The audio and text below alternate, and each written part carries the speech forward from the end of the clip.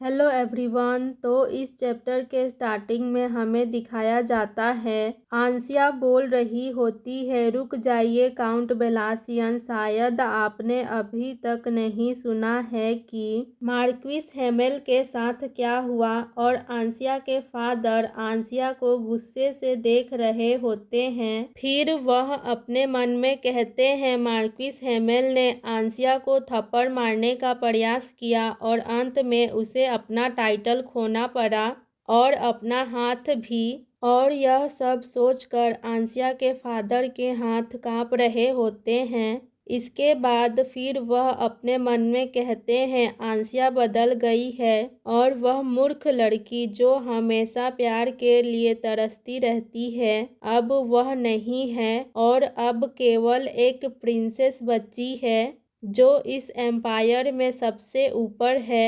फिर वह आंसिया से कहते हैं ओ आंसिया, मुझे माफ़ करें, मैं एक पल के लिए अपना संयम खो बैठा था, लेकिन आप अपने फादर के प्रति इतने कोल्ड कैसे हो सकते हैं। इस पर आंसिया गुस्से से कहती है कृपया तुरंत बाहर निकल जाइए और क्राउन प्रिंस के पैलेस में दोबारा कभी मत आइएगा और मैं आज के लिए इसे जाने दूंगी, लेकिन अगर ऐसा कुछ फिर कभी हुआ तो मैं इतनी दया नहीं दिखाऊंगी। और आंसिया के फादर कहते हैं आंसिया, तभी पीछे से दो गार्ड उन्हें पकड़ लेते हैं और उन्हें वहां से बाहर ले जा रहे होते हैं। और आंसिया के फादर चिल्लाते हुए कहते हैं मुझे जाने दो, कृपया मेरी बात सुने आंसिया।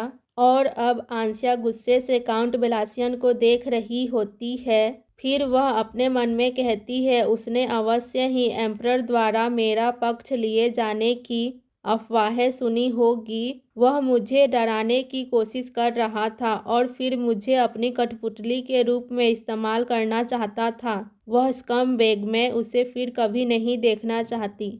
इसके बाद अब हमें कुछ दिनों के बाद का सीन दिखाया जाता है और आंसिया बोल रही होती है जिस दिन से काउंट बेलासियन को पैलेस से बाहर निकाला गया है तब से वह मुझे लगातार पत्र भेजते रहते हैं और बेशक मैंने इसे नहीं पढ़ा है क्योंकि उन सभी पत्र में बकवास बातों के अलावा मेरे लिए कुछ भी इम्पोर्टेंट नहीं है। इसके अलावा अब मेरे पास बेलासियन की परवाह करने का समय नहीं है और मुझे क्राउन प्रिंसेस के रूप में शील्ड फेस्टिवल के सेरेमनी को अटेंड करना होगा और उसके बारे में मुझे अभी बहुत कुछ सीखना है और उन सभी चीज़ों में से डांसिंग सबसे हार्ड है जिसे मुझे सीखना है।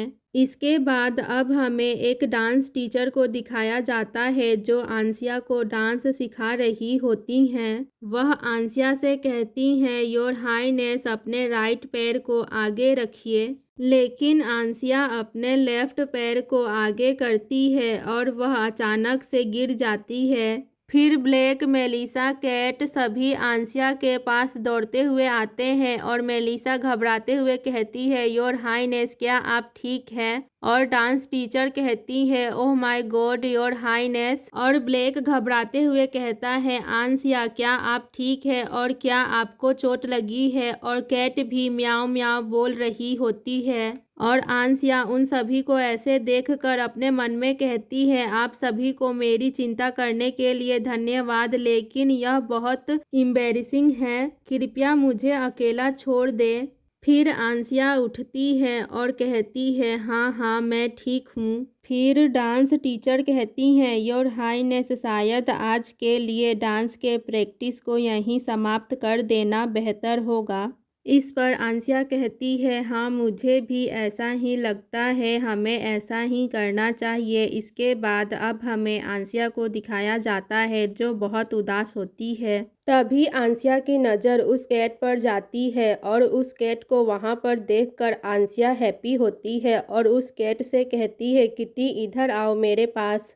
आज तुम भी यहाँ पर आए हो और तुम्हें दोबारा देखकर मुझे बहुत खुशी हुई है किटी, तुमने भी मुझे गिरते हुए देखा है ना? और कैट म्याऊं म्याऊं बोल रही होती है और मन ही मन कहती है आपको पहले अपना दाहिना पैर रखना चाहिए था। आंसिया कहती है शायद मुझमें डांस करने का टैलेंट ही नहीं है, और कैट मन ही मन बोल रही होती है इसीलिए आपको अपने दाहिने पैर से शुरुआत करनी चाहिए। आंसिया कहती है ऐसा ही है ना? क्या मैं यह कर सकती हूँ? और कैट अपने मन ही मन बोल रही होती है ओह मुझे कोई आइडिया नहीं है। और आंसिया कहती है क्योंकि किटी ने मेरा साथ दिया है तो मैं तुम्हें संगन्यंग खिलाऊंगी, क्या तुम इसे खाना चाहोगे? और कैट म्याऊं म्याऊं बोल रही होती है। इसके बाद सीन शिफ्ट होता है और अब कैट को संगन्यंग खाते हुए दिखाया जाता है और आंसिया कहती है इसे धीरे धीरे खाओ, अभी और है। इसके बाद ब्लैक को दिखाया जाता है, वह आंसिया के पास आते हुए कहता है आंसिया तो आप यहाँ हैं? आंसिया कहती है योर हाइनेस क्या आपने एडोन के साथ तलवारबाजी की प्रैक्टिस की? और एडोन कहता है क्या मैं आपको याद हूँ? मैं एडोन हूँ। और ब्लैक कैट को देखते हुए आंसिया से कहता है हाँ लेकिन यह अभी भी यहाँ क्यों है? आंसिया कहती है योर हाइनेस प्लीज़ किटी के साथ ऐसा बिहेव ना करें, आपको उसके साथ अच्छा बिहेव करना चाहिए, भले ही वह एक जानवर ही क्यों ना हो। और ब्लैक कैट को गुस्से से घूर रहा होता है और कहता है हाँ लेकिन यह क्या आपको एक जानवर जैसा महसूस होता है? आंसिया कहती है क्या आप क्या कहना चाहते हैं? ब्लैक कहता है क्योंकि जब भी मैं इसे देखता हूँ तो मुझे स्ट्रेंज फील होता है। और ब्लैक जैसे ही उस कैट को टच करने वाला होता है वह आंसिया के हाथों में से जंप करता है और वहाँ से दौड़ते हुए चला जाता है। आंसिया कहती है ओह किटी और उसके पीछे जाने ही वाली होती है, तभी ब्लैक आंसिया के हाथों को पकड़ लेता है और कहता है उसके पीछे मत जाओ, आप दूसरे मैन के साथ समय क्यों बिताते हैं? इस पर आंसिया स्माइल करते हुए कहती है लेकिन यह एक कैट है। ब्लैक कहता है मुझे अब भी यह पसंद नहीं है, आपके लिए तो मैं अकेला ही काफ़ी हूँ। और आंसिया मन ही मन कह रही होती है क्या यह मैन है? और ब्लैक कहता है क्या अब आपको रैबिट पसंद नहीं है? और आंसिया कहती है नहीं ऐसा नहीं है। ब्लैक कहता है क्या आपको कैट पसंद है? इतना कहने के बाद ब्लैक कैट की तरह म्याऊं म्याऊं बोलने लगता है। और आंसिया ब्लैक को ऐसे देखकर ब्लश कर रही होती है और अपने मन में कहती है क्या वह इतना क्यूट क्यों है? और कहती है dear husband I love you, आप जो भी हैं और जैसे भी हैं। और ब्लैक आंसिया के इस बात को सुनकर हंस रहा होता है।